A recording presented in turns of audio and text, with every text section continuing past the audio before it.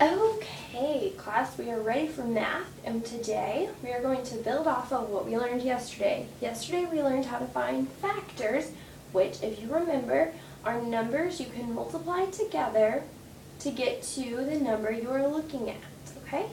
So today we're going to expand that, and we're going to find what is called the greatest common factor, okay? The greatest common factor. To do this, we're going to kind of break down the word a little bit. So we have the word greatest, we have the word common, and we have the word factor. So we learned what factors are yesterday. They are numbers you multiply to get to the number you were looking at. So finding the factors is going to be our first step. We're going to kind of work backwards with this word. Common means alike, or the same. If you and I have something in common, it means we have something that is the same. So we're going to find the common things second. Third, we're going to look for the greatest, or the biggest, right? Okay? So using those steps, we're going to find the greatest common factor. First, we're going to look at the problem 8 and 16. If I'm looking for the greatest common factor of 8 and 16, the first step I said I need to do is list the factors. So we need to list those factors out, okay? If I list the factors of 8, we know it's going to be 1, 2, 4, and 8, okay? If I list the factors of 16, we know they are going to be 1, 2, 4, 8, and 16. Now these may take a little longer for you to find, but that's okay. You can use the processes we learned about yesterday and list them out. Next, I said we're going to find the common, or the alike factors. So I'm sure as you noticed as I was writing these down, these had some things in common, okay? For example, 1 was a factor of both of these. 2, 4, and 8 were all factors of both 8 and 16. So those are what we call the common factors. So if I need to, I can rewrite my common factors down here.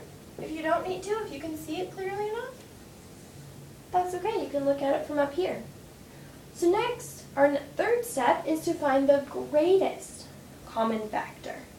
So we know these right here are our common factors. We can abbreviate that CF, but we want the GCF, the greatest.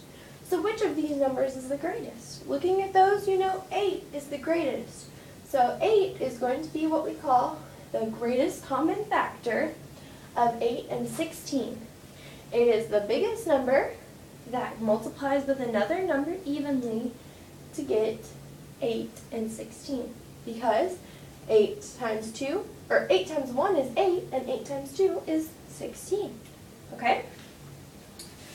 So let's look at another example. If I gave you 3 different numbers, say I gave you 10, 25, and 30. It's going to be the same process, just a little bit longer. So we're going to find the factors of 10, 25, and 30 first. Using whatever process, you would find that the factors of 10 are 1, 2, 5, and 10. The factors of 25 are 1, 5, and 25. And the factors of 30 are 1, 2, 5, 6, 15, and 30. Oh! If we look at that, it looks like I forgot something in there. So we're going to add in the 3 and the 10 because we always want to check back over our answers to make sure we got everything. So here are our factors. Next, what do we need to do?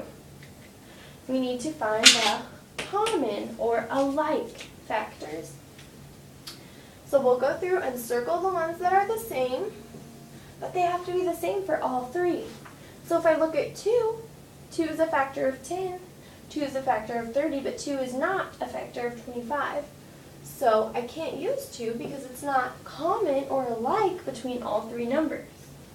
5, though, it looks like 5 is common between all 3 numbers. What about 10? 10 is common between 2, but not all 3. 25, No. 6, just of 30. 15, 30, and 3 are all just of 30. So I found that our common factors are 1 and 5. Common factors. But we don't want to just find the common factors, we want the greatest. And greatest means biggest. So 5 is our greatest common factor of 10, 25, and 30. Okay?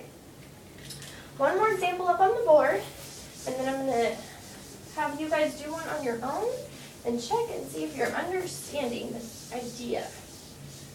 Okay, so say we are going to find the greatest common factor of 27 and 36, okay? So first we have to find the factors.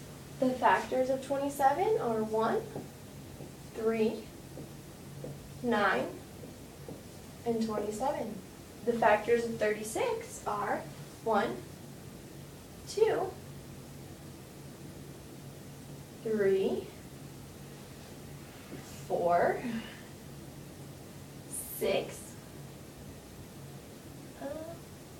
9, 12, 18, and 36. Okay? So these are what we call our factors. Next, we have to find what we call our common factors.